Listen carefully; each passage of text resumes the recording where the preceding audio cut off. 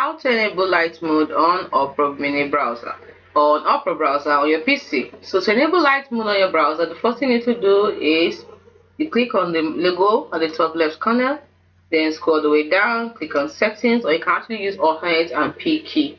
So once you've done that, go to themes. Now look at the themes, you see light theme, dark theme.